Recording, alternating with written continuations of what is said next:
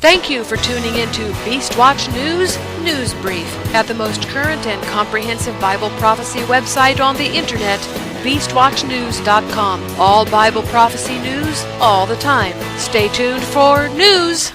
The scripture reading for Beast Watch News today is Acts chapter 17, verse 2. And Paul, as his manner was, went into them, and 3 Sabbath days reasoned with them out of the scriptures. In Israel, Prime Minister Benjamin Netanyahu on Thursday asked Catherine Ashton of the European Union to get fully behind Secretary of State John Kerry's efforts in regards to the Palestinian peace process. He said if the EU does not fully back the process, the Palestinians will continue to think that they have a European safety net, and why negotiate? Catherine Ashton responded by saying that the EU is fully behind John Kerry's Mideast plans.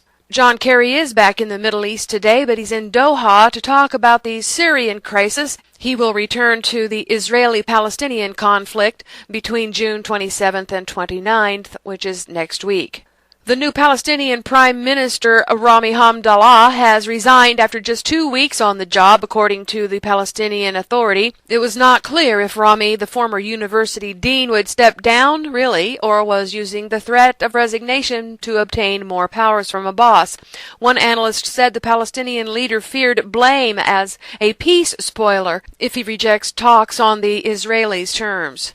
In Syria, the British Prime Minister David Cameron has offered immunity to regime forces if they will help to oust their leader, Bashar al-Assad. This is apparently part of the effort of the talks that are going on between John Kerry and the other leaders in Doha.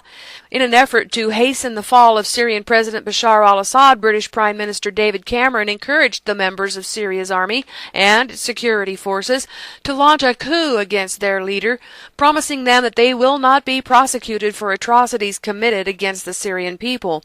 While most Sunni Arabs pray for Assad's fall, it is unlikely they will be willing to forgive and forget his henchmen so easily, according to Arab media reports. There's a lot of cooperation going on between the Middle East countries and the U.S. effort to aid the Syrian rebels. Turkey and the U.S. is cooperating with each other to that end. Saudi Arabia and the U.S. is cooperating. The Friends of Syria are meeting in Doha today to discuss aid for the rebels, but France wants more talks before arming the Syrian rebels, and Russia is again warning against arming those Syrian rebels.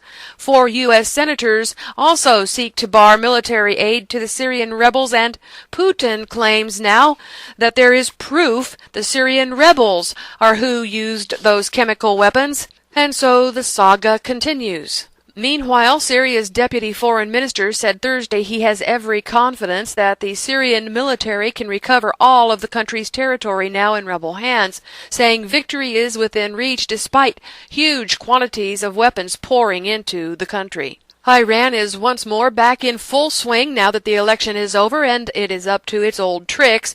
Iran State TV says a site in southern Iran has been selected for a planned new nuclear research reactor. There has been no timetable announced for the proposed plant, which would be similar to a research reactor in Tehran that produces medical isotopes. And now this. It's coming out in the news today that this new moderate, quote-unquote, Iranian president is tied to a Jewish center bombing.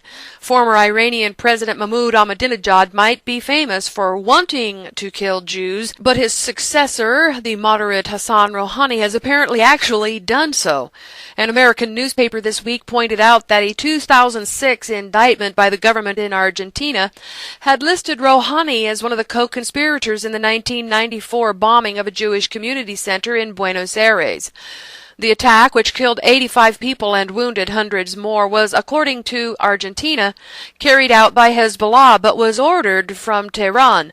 The Argentine government investigators stated that the attack was planned and given a green light by Iran's Supreme National Security Council, which is headed by Supreme Leader Ayatollah Ali Khamenei. Under economic news, the stock market took another 2% nosedive, the Dow ending down 350 points on the Fed's tapering talk.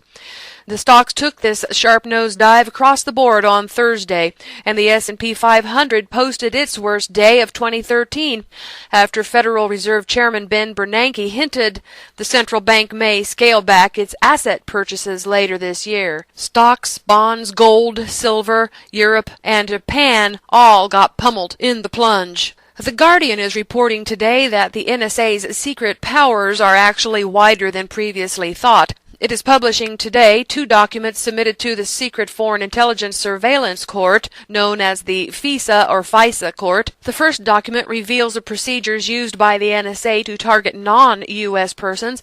The second document lists the procedures used by the NSA to minimize data collected from U.S. citizens. The first document shows that even under authorities governing the collection of foreign intelligence from foreign targets, the U.S. communications can still be collected, retained, and used, but the procedures covering the second document say that the surveillance of U.S. domestic communications, the bulk of which includes call records, takes place under rolling court orders issued on the basis of a legal interpretation of a different authority, which is Section 215 of the Patriot Act. The FISA's court oversight role has been referenced many times by Obama and senior intelligence officials as they have sought to reassure the public about surveillance, but the procedures approved by the court have never been before publicly disclosed. The top-secret documents published today detail the circumstances in which data collected on U.S. persons under the Foreign Intelligence Authority must be destroyed, extensive steps analysts must take to try to check targets that are outside the U.S., and it reveals how U.S. call records are used to help remove U.S. citizens and residents from data collection. However, alongside these provisions, the FISA court-approved policies allow the NSA to keep data that could potentially contain details of U.S. persons for up to 5 years, retain and make use of inadvertently acquired domestic communications if they contain usable intelligence and information on criminal activities or threat of harm to people or property, if they're encrypted or are believed to contain any information relevant to cybersecurity. They preserve foreign intelligence information contained within the attorney-client communications and access the content of communications gathered from U.S.-based machines or phone numbers in order to establish if targets are located in the U.S. for the purposes of ceasing further surveillance. The broad scope of the court orders and the nature of the procedures set out in the documents appear to clash with assurances from Obama and senior intelligence officials that the NSA could not access Americans' call or email information without warrant. Apparently, they lied.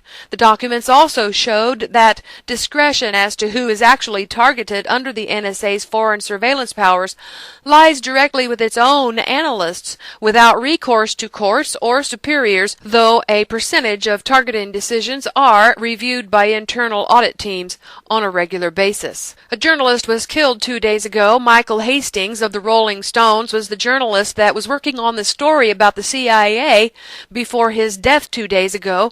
Evidence is coming to the surface that he was assassinated when his car exploded into flames. The State Department has released for the very first time unclassified official photos from the aftermath of the Benghazi attack, including jihadi graffiti left behind.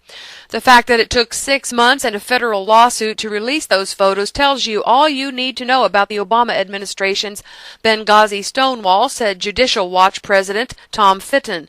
We now know that every video or photo, along with every additional piece of information we uncover, will tell us more about Benghazi, in contrast to the continued lies and spin coming out of the Obama administration about this atrocity.